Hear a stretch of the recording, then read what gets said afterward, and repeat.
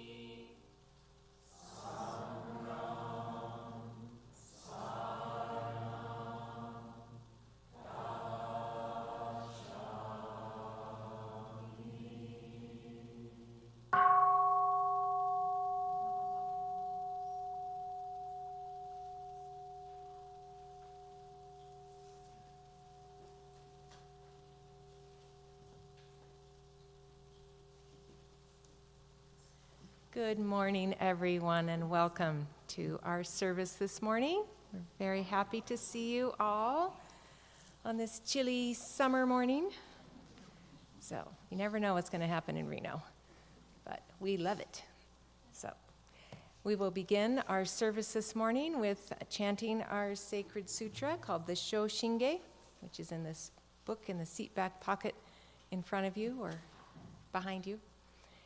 And it was written by our lineage founder, Shinran Shonin, over 850 years ago. So we are continuing on with this beautiful chant that is a Pure Land teaching chant of the 7 masters of Pure Land Buddhism. So if you are new, you want to chant the chant in vertical columns, starting from the right, top to bottom, going to the left. So we also have 2 other altars in our hondo. Altar for compassion, the Kanon Bodhisattva altar. If you want to cultivate more compassion or direct your energy to a person who has passed on, you are welcome to light a candle there. And then our Medicine Buddha healing altar here. If you need to direct some extra healing energy to yourself or to a loved one, please offer incense there. So we will begin with our sacred chanting. Thank you very much. Om Bams.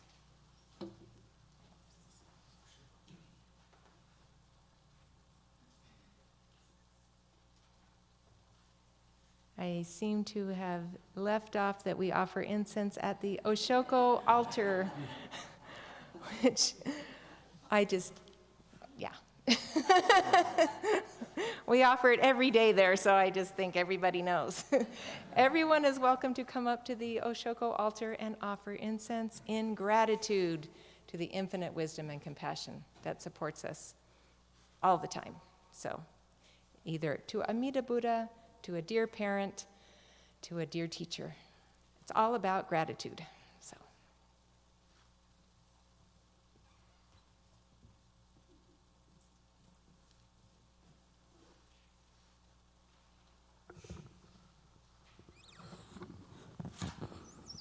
Very stiff. Sho Shinge.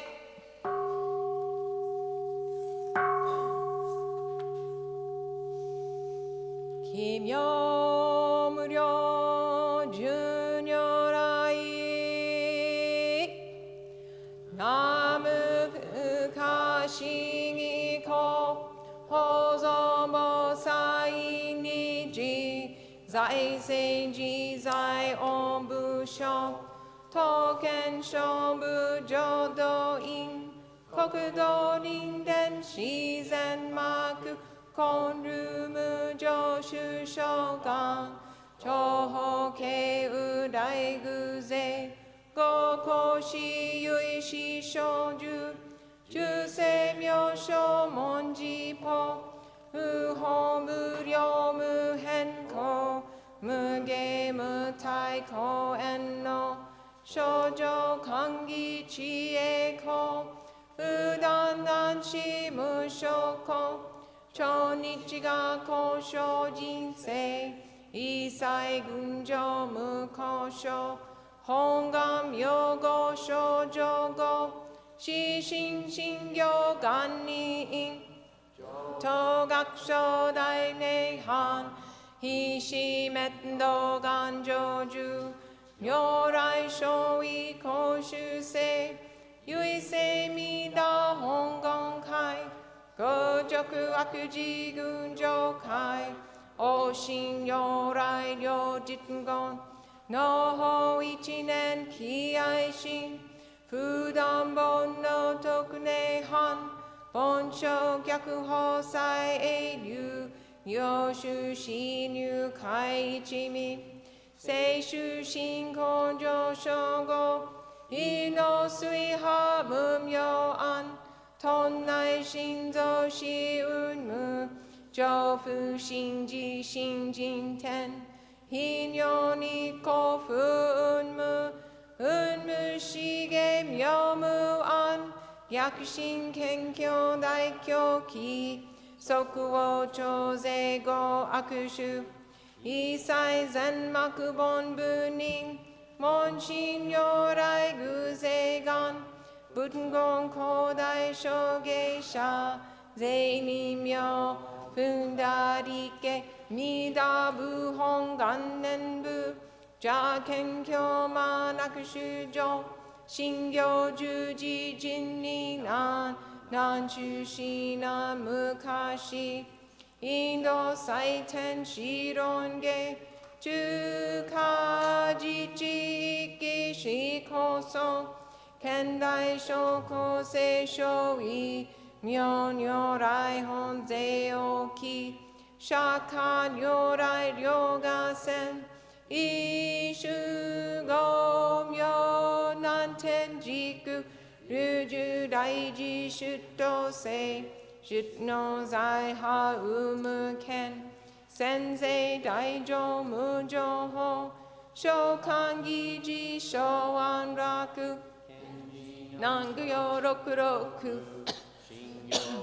よし道楽億年弥陀部本願次年即時流筆上唯の上昇如来語法大悲偶勢音天神菩薩増論性奇妙無下根如来永主ただ謙信寺高専王朝大聖願こういう本願力栄根移動群上小維心記入功徳大崩壊筆脈入大永修修特使蓮華造世界即小信用法小心有本の人間人図入賞寺音寺王下本寺動乱両天使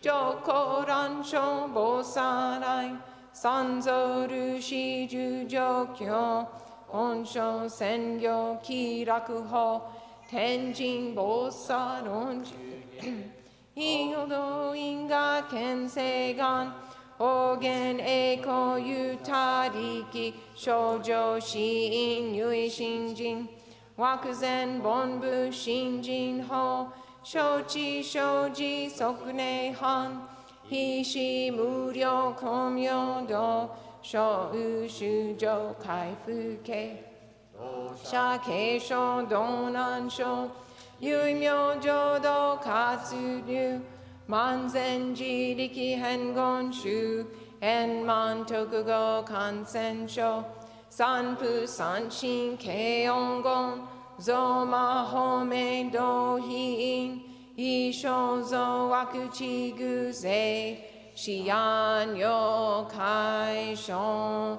んよか全道読名部所意公愛上三両逆悪公明明語権威年介入本願大地会行者小樹金剛心狂気一年総合用意大と逆三人即所法所市上楽原神公開一大教返帰安養管理祭先祖出身反戦人法家二道小弁流極十悪人唯勝部害悪罪非正集中煩悩証言水不見大非無権上昇が本次元空妙仏教連民全幕本部人新宗教書後編集戦弱本願具悪性現代生じ臨伝芸慶地義上位少子即入弱上無意楽非知心人の有仏教大事修士と上際無変極辱悪同族自主具道心有意過心し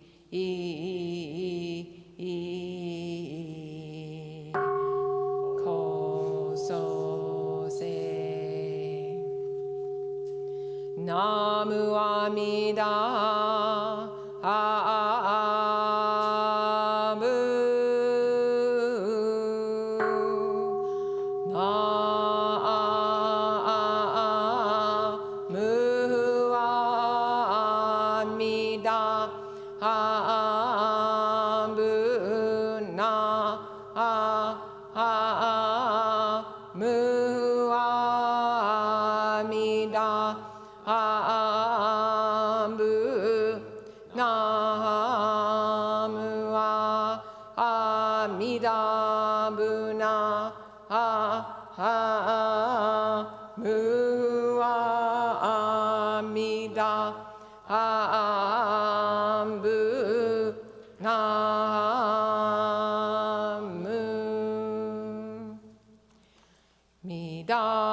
上部のこの方は今に自己を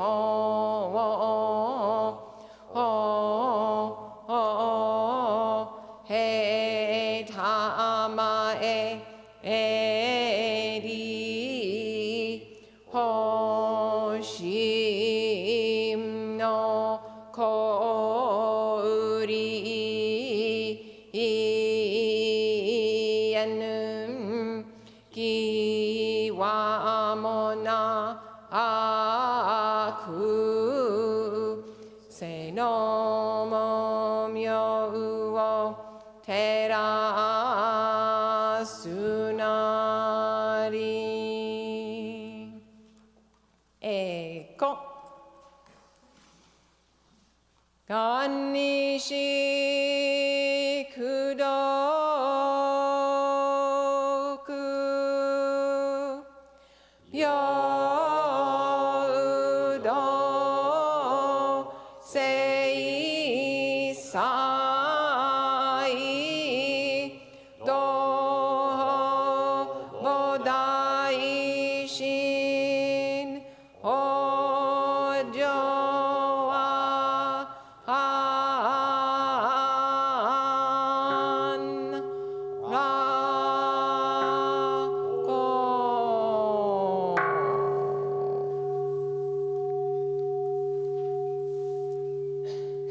な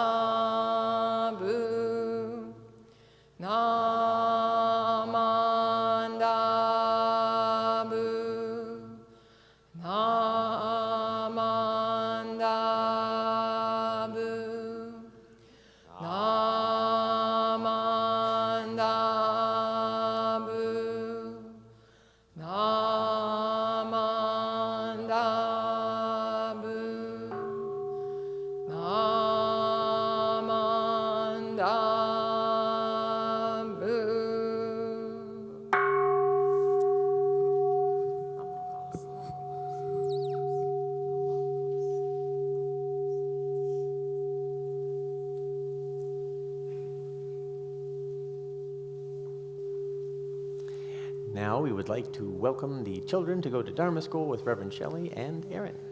We will sing them out with Let the Buddha Walk With You.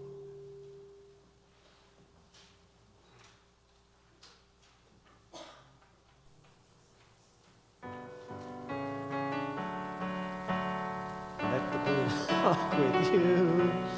Let the Buddha walk with you. Let the Buddha walk, just walk.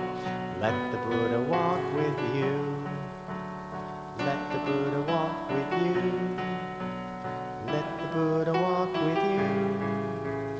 Let the Buddha walk, just walk. Let the Buddha walk with you.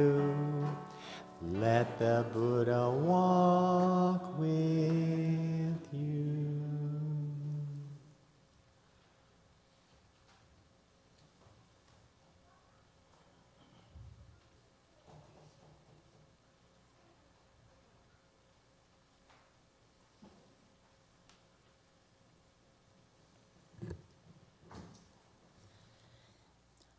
A reading from the Sona Sutra. Thus have I heard. At one time the Buddha dwelt in Rajagaha, in the bamboo grove near the squirrel sanctuary.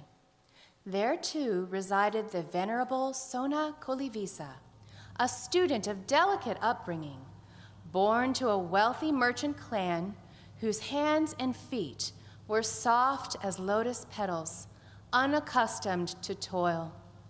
With ardent zeal, Sona devoted himself to the holy life, seeking liberation from the fetters of suffering. In solitude, Sona practiced walking meditation with relentless vigor, pacing to and fro upon a simple path. So intense was his striving that his feet, tender and unhardened as they were, grew blistered and torn, shedding blood upon the earth, staining the ground like crimson tears. Yet, despite that he gave unyielding effort, the goal of bright insight eluded him, and his heart grew heavy with doubt. As he walked in meditation, he pondered, among the Buddhist students, I am counted as most energetic, yet I attain no breakthrough. My mind remains bound up, unliberated. Perhaps the holy life is beyond my reach. Should I return to the householder's life, enjoy my family's wealth, and study the Dharma as a lay practicer? The Buddha, with his divine eye, clear and far-seeing, perceived Sona's turmoil, a heart troubled, wavering like a candle in the wind. Approaching Sona's meditation place, as a father seeks a struggling child, the Buddha seated himself beside the path. With compassion, he addressed Sona. Dear Sona, in days past, when you were a householder, were you not skilled in playing the lute, the sweet-voiced instrument? Indeed, teacher, replied Sona, I was skilled in the lute's art. The Buddha continued, Tell me, Sona, when the strings of your lute were stretched too tight, were they tuneful, fit for playing? No, teacher, says Sona, they were not. And when the strings were overly slack and loose, were they tuneful, fit for playing? No, teacher, said Sona, they were not. But when the strings were tuned, neither too taut nor too slack, but adjusted to the just right pitch, were they tuneful, fit for playing? Yes, teacher, replied Sona, they were tuneful and fit for playing. The Buddha, with wisdom profound, spoke these words. Even so, Sona, is it with your practice. When effort is too strenuous, it stirs restlessness, and the mind becomes unsettled, like a lute strung too tight. When effort is too lax, it breeds sloth, and the mind grows dull, like a loose lute string. Therefore, Sona, establish your effort in balance, neither straining nor slacking. Let your faculties, faith, energy, mindfulness, concentration, and wisdom find harmony, just as strings tuned to the just right pitch. Gently direct your mind to the goal in this way. The Venerable Sona, hearing these words, felt his heart uplifted as a weary traveler finds shade. He bowed to the Buddha, his mind gladdened, and resolved to follow this teaching. The Buddha, having given this instruction, arose and returned to his hut. Thereafter, Sona Kolivisa dwelt in seclusion, reflecting deeply on the Buddha's words. He moderated his effort, neither forcing his mind nor neglecting his practice, but cultivating a middle way. With faculties balanced, like a lute perfectly tuned, his mind grew serene, pliable, and luminous. Before long, he attained the supreme goal of the holy life, the end of thirsting. He realized for himself with direct knowledge, birth is ended, the holy life fulfilled, the task done. There is no further becoming. And thus, the Venerable Sona became an arhat, one of the fully awakened. Having attained liberation, Sona approached the Buddha, paid homage, and sat to one side. He spoke these verses. With effort, neither tight nor slack, the middle path I found, O teacher. Like lute strings tuned to pitch exact, my mind now freed, sings joy's sweet measure. The stains are gone, the goal is won, and your light's grace, my heart is one. The Buddha, approving, smiled and said, Well done, Sona, well done. You have understood the path and reached its end. And the assembly there gathered, hearing this, rejoiced in the teaching of the Buddha.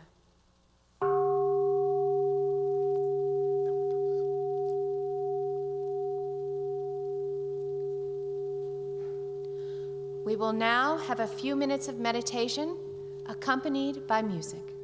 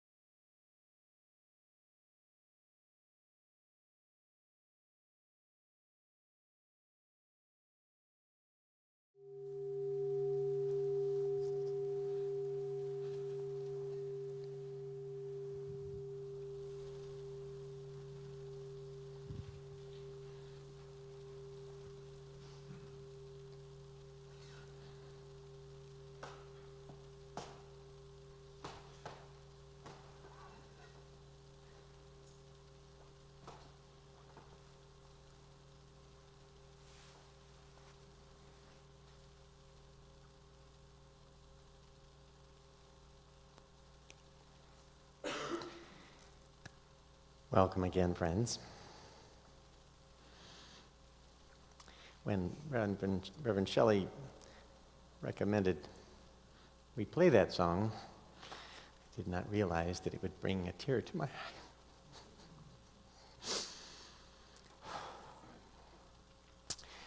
But a cool day has come to us with the cool Dharma breeze. It's always joyful when we gather together to hear these teachings of the Buddha. I'm always grateful to see you and very happy to share some thoughts. I have neglected to collect my peppermint, and the incense smoke has... Could you possibly... Thank you, Will. I want to welcome visitors. There are some here, and it's good to see people who have the courage to come through the door they've never gone through before. And then always wonderful to have old friends gather with us.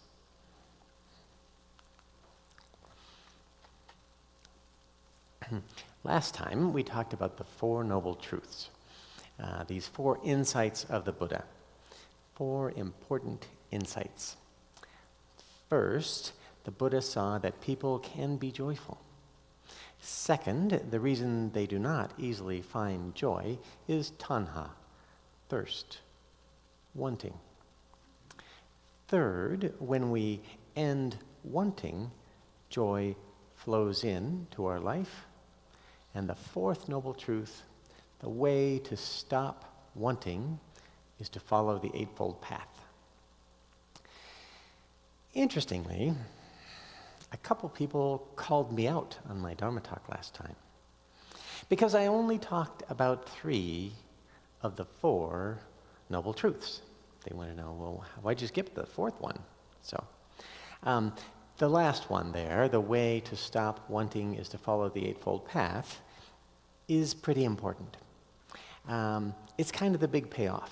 I wouldn't say it's the most important one, but it's an important aspect of the whole system. So it deserves a couple of Dharma talks, and that is what we will share today. Part 1 of the Eightfold Path. Compassionate living, I would say that group of aspects is. So, the Eightfold Path is the way that we shift to follow the Buddha's teaching, shifting gears.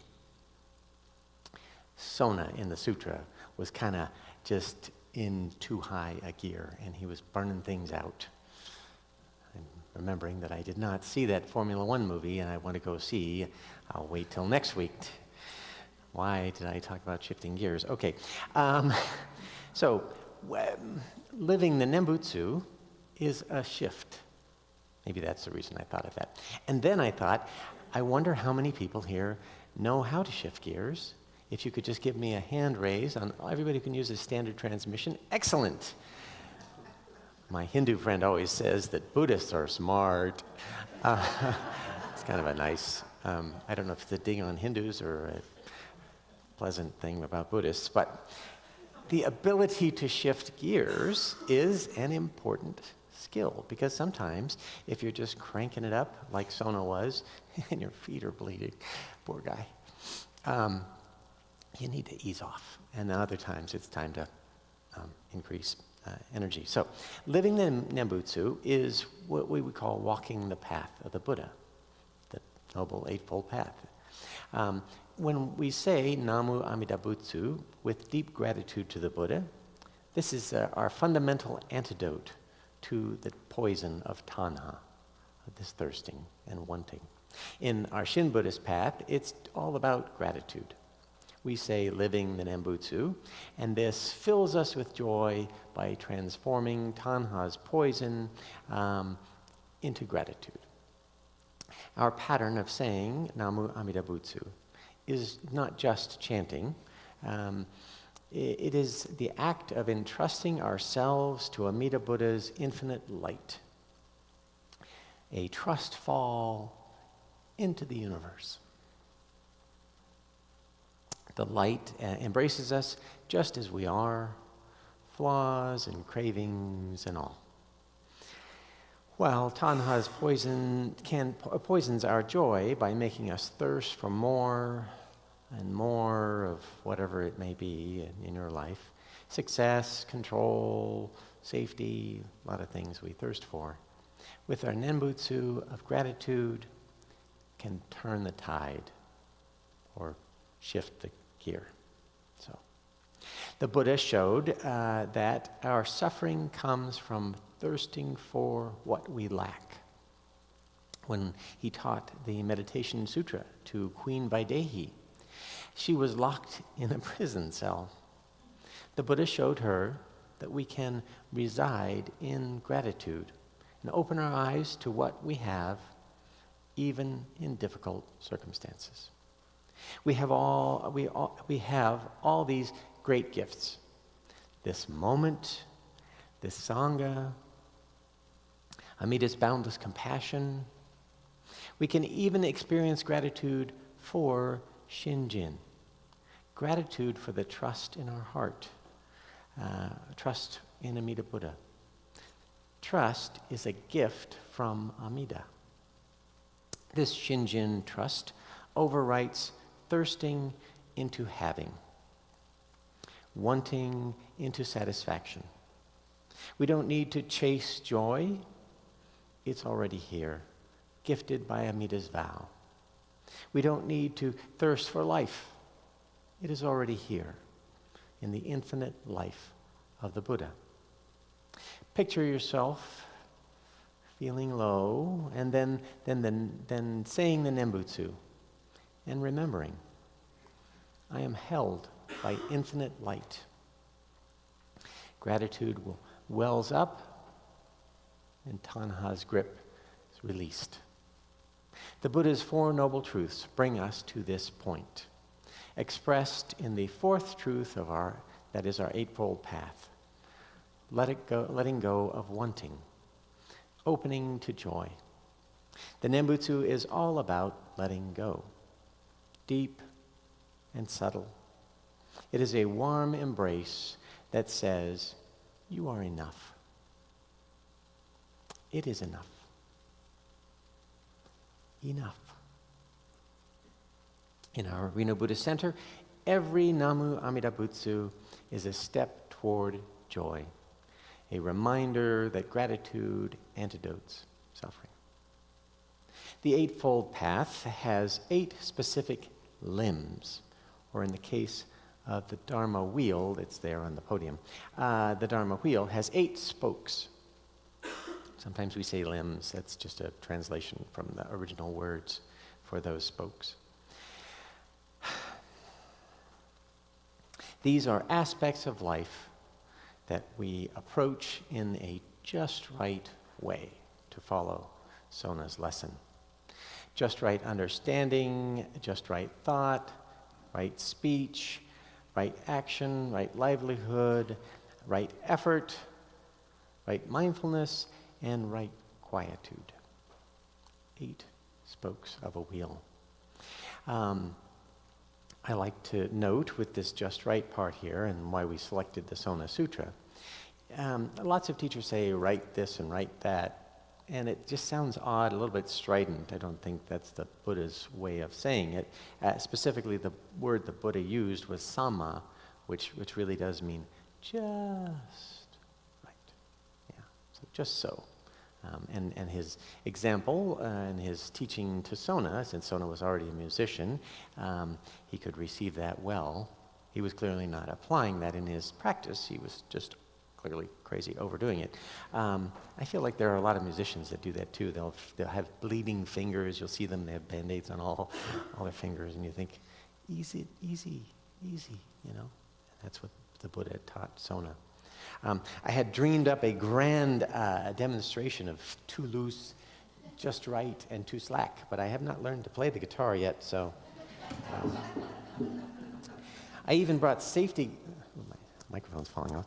I even brought safety glasses in case the guitar exploded during the demonstration.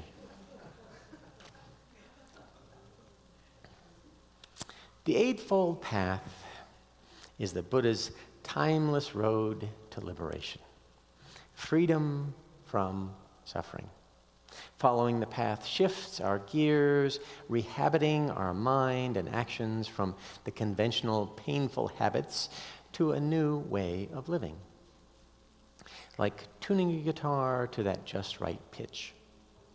All 8 limbs or spokes of the wheel, practiced simultaneously, tailored to modern life, balancing wisdom and compassion. That's how it works. Just right understanding, just right thought, right speech, right action, and right livelihood. These are the aspects of life we can approach in this just right way. We start with right understanding. That is a foundation of our Eightfold Path. Understanding builds our perspective on the world, our worldview, and it represents a profound shift from chasing permanence to seeing life as it is, impermanent, interconnected, and marked by dukkha. Conventionally, we cling to stability, fearing loss, kind of stuck in reverse gear of tanha, wanting to be in control but still being out of control. It's unpleasant. The Buddha's understanding rehabits our mind to meet reality's rawness and accepting life's challenges, joy and pain, birth and death, without denial.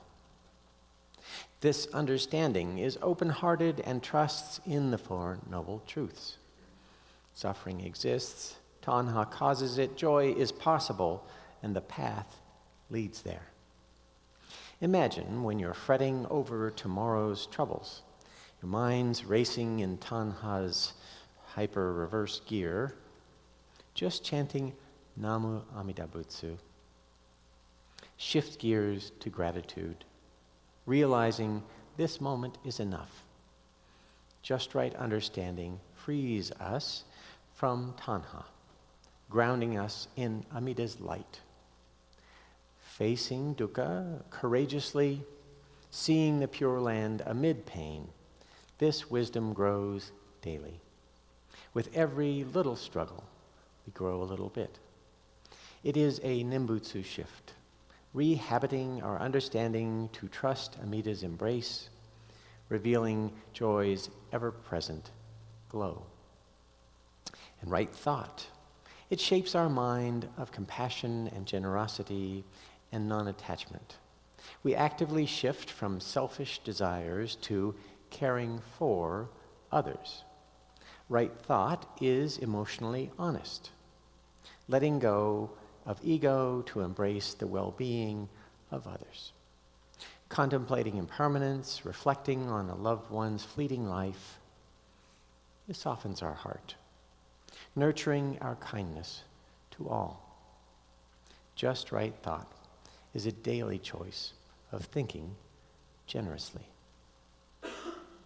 Picture frustration in a disagreement, and then shift the energy by chanting Namu Amida Butsu quietly to yourself.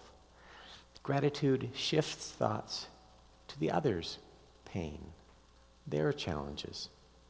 These kind thoughts foster rivers of connection, like a stream flowing from pond to pond, deeply cherishing each encounter. And just right speech is truthful, kind communication, a transformative shift away from reactive, harmful words to fostering trust and connection. Most of the time we speak impulsively. Gossip, criticism, driven by tanha's thirst to assert ourselves with each sentence, with each idea. We're kind of stuck in a gear of self-interest with our words. The Buddha's method rehabits us to speak from the heart, honoring our shared humanity like a bridge over troubled water. Avoiding gossip and offering encouragement grounds our speech in daily life. By living the Nembutsu, gratitude softens our words, echoing Amida's compassion. We speak what is true. We speak what is helpful. We speak what is agreeable, and we only speak when it is the just right time. Remember, the other guy is suffering too. We speak in kindness, aligning thought and action for harmony. Carefully choosing uplifting words transforms our conversations into joyful encounters. And what is just right action? This ethical behavior you speak of. Avoiding harm, acting with kindness, living with integrity of body, speech, and mind. Just right action is authentic engagement with dukkha, with the suffering of life. Like a lotus flower blooming above the muck.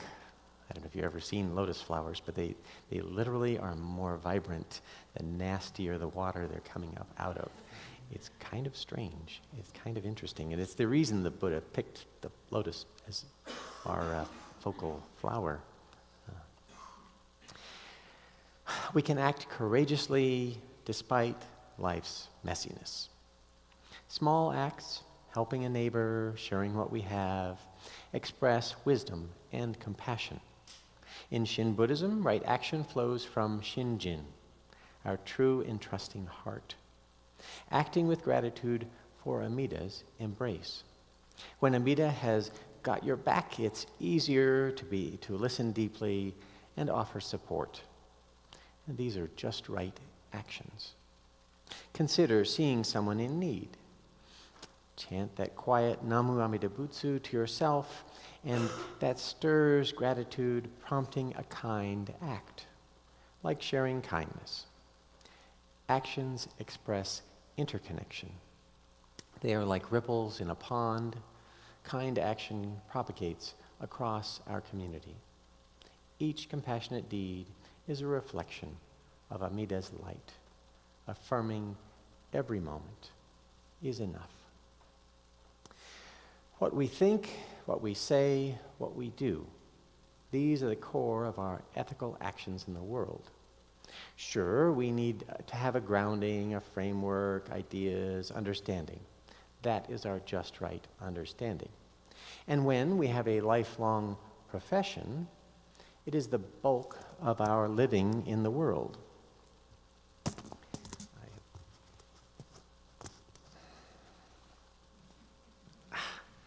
These things are so frustrating, but it is helpful. You can hear me, and then people whoever they are can watch the Dharma talk. So I'll try to stick with it. I need probably more firm ears or some kind of a clippy thing. We'll work on that. So what we think, what we say, and what we do are the important bits there. And then what we do every day at work, if you add it all up, it's a whole lot of time spent. So that is our just right livelihood. That is earning a living without harm, aligning work with ethical values, work that uplifts at best and at least avoids exploitation or harm. This part of the path brings relational integrity to our work. There is a dynamic interplay between your personal integrity and relationships at work. Just right livelihood honors interconnectedness. You are like a tree, nourishing and being nourished by the forest that you live in, the place you work. Work always includes compassion and wisdom, integrated with other folds of the path. Right livelihood applies gratitude to transform tanha's thirsting for more for me, that comes up at work sometimes, into realizing that whatever you're doing is really service to others. And that's wonderful. Imagine turning around a stressful workday by closing your eyes and chanting Namu Amida Butsu. Feel that gratitude welling up in your cubicle. I had a whole big complicated Dilbert thing, but I took it out because it was a little harsh and kind of took us off track. And then I just left soulless cubicle, and Reverend Shelley said, no, you can't. You can't do that. So, Namu Amida Butsu, gratitude feeling there at work. You can find gratitude for your role's impact. Helping a colleague, creating good order and beauty is a part of every job. Living Shinjin is trusting Amida's light to guide your work, with joy arising from serving the greater good. So today we wandered along the Eightfold Path. If I have left anything out, let me know. I can get it on the next go-round. Just right understanding, just right thought, just right speech, just right action, right livelihood, and then we will get to just right effort, mindfulness, and quietude next time. These 5 limbs we've looked at today are the compassionate living group of the limbs. They are a melody of gratitude, a method of shifting gears from Tanha's poisonous wanting to joyful having. Just right understanding, thought and speech rehabit our mind and actions, just like tuning a guitar to that perfect pitch, embracing impermanence and harmonious healing words. We meet dukkha with courage, like a lotus rising from the muck. We follow the path through our daily life, balancing wisdom and compassion by kind speech and ethical work. At Reno Buddhist Center, every Namu Amida Butsu is the sound of us shifting gears from the regular way to the Buddha's way.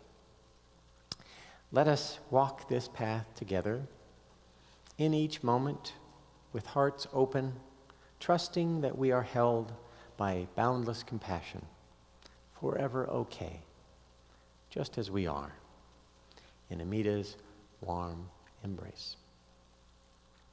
We share a wish for all beings. Please say with me, may you be happy. May you be happy. May you be free from harm. May you be free from harm. May you receive boundless compassion. May you receive boundless compassion. And may peace and harmony fill your heart. May peace and harmony fill your hearts. Namu Amida Butsu. Namu Amida Butsu. Namu Amida Butsu.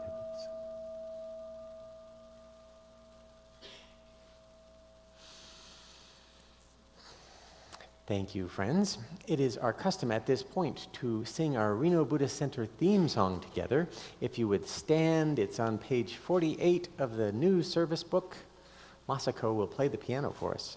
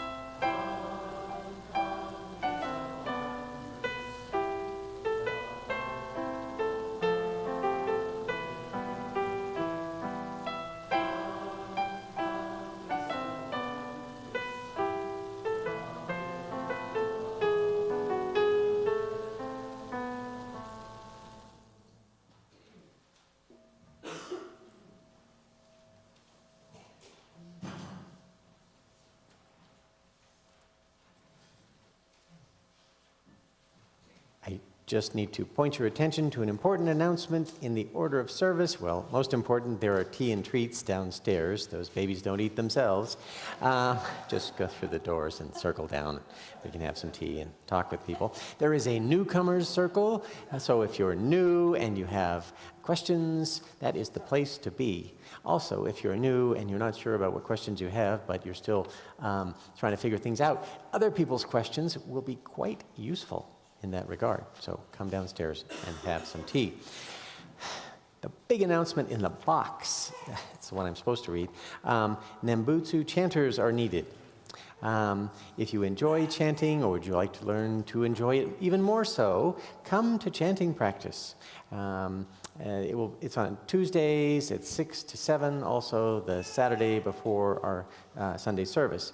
We will be practicing our chanting lineup for the Art Town performance that will be held on July 18th at 6 p.m. Please consult your calendar and see if you can be there on the 18th, and that will be most helpful because then we will have a chanting choir to share with our Art Town friends. Otherwise, it's just Reverend Shelley and me, and that's a little thin, so we hope to have a wonderful group this year. Thank you very much.